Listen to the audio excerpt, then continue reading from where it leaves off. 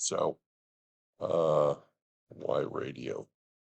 So we're actually going to go back here, if this will work for me, to the chart we showed right at the beginning of the section. So, very local DJs, the local DJs have fans in the market, a lot of local ads, there's formats and programming that helps you target. Um, it's cheap. It's cheap impression. We said quality of impression. The higher the quality of impression, the higher the cost. So radio is only audio, right? So it doesn't involve all the senses. Hey, you're launching a new package or a new product and you want people to know what the package looks like. It's hard to do with radio. Not impossible, but hard. You can really build frequency cheaply. A lot of these radio spots cost just, a couple $100 each many times in markets. Uh, Immediacy, flexible messages, the DJ read possibility. You can do the theater of the mind to address the low quality of the impression. You can kind of improve it. And so there are definite strengths for radio. It just won't go away, right? Some of the weaknesses. There's the opposite of Schwarzenegger, I guess. Uh, that it is often in the background. It doesn't always have our full attention, but honestly, I think that can be said about TV or anything these days because half the time we're on our phones, no matter what we're doing. Um, okay, it's sound only, short message life, meaning, you don't have a lot of depth of sale necessarily. It's a 30 seconds spot. Fragmentation means that you've got to buy a lot of stations if you want to reach a lot of people. It's complicated to put together a broad reach sort of program. And so this is what we've talked about now in terms of buying radio. We're going to quickly talk about the radio industry, and here's our little agenda for that part of the radio lecture. 15,500 radio stations in the US, give or take. And that altogether have a reach of around 90% because sooner or later, most of us listen to some audio programming. Here's some dollars. This is in billions.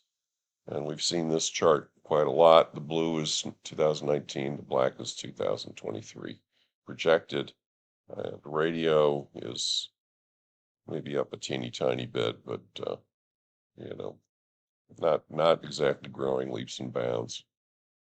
Here are from the RAB, the Radio Advertising Bureau. That's their trade association. That's like um, the OAAA, Outdoor Advertising Association of America. That's like the IAB for interactive media.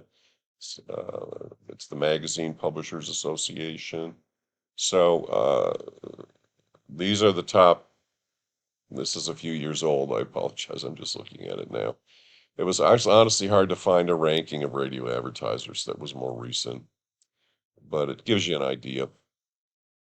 These are the top advertisers in radio. Okay, so um, these are the biggest radio companies.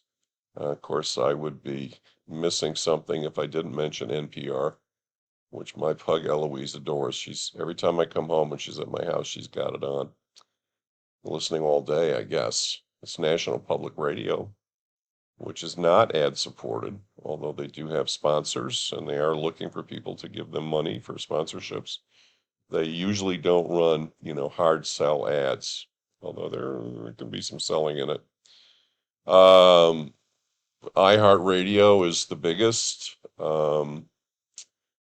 This is a publicly traded company. They have thousands of radio stations all over the place. You probably have an iHeart radio station in your market. Headquarters are here in New York City. Sinclair Broadcast Group is I think more or less a Christian radio network. Entercom is another big player. And of course, I still have to mention some of the newer players like Sirius, internet radio, and Spotify. That's audio, but it's radio. Okay, so this shows numbers of radio stations, Clear Channel 829, and then on we go. Entercom, this is old. You see, it's 2011. Entercom has bought CBS Radio, so they're bigger now. So forgive me for this being a little bit old. But you can see iHeart, CC Media owners, Media Holdings, Clear Channel renamed their company iHeart. Okay, here's the future, kind of where radio's going, which we've been talking about all during the class, podcast, Spotify. Okay, 25 plus of 18. 25% of 18 plus podcast listeners listen on Spotify. They're a big player. Spotify. Not based in the US. I want to say Sweden. Is that right? I think. Sirius, also heading up, with the exception of some problems there in COVID. As you can see, this is their ad revenue in millions of dollars, but they've been growing. It's where Howard Stern is now, probably the most famous DJ around these days, radio DJ. A couple years ago, this thing launched, Clubhouse, which is a social network that uses audio. So they're kind of interest groups that you can join and sort of hang out. I don't know how they've done. Honestly, you guys probably have a better idea than I do. But this launched a couple years ago. So these are some of the new things happening in radio. So, as I said, the Radio Advertising Bureau, they've got a video on why radio matters. I'm going to stop now, and I'm going to let you watch that video. If I can.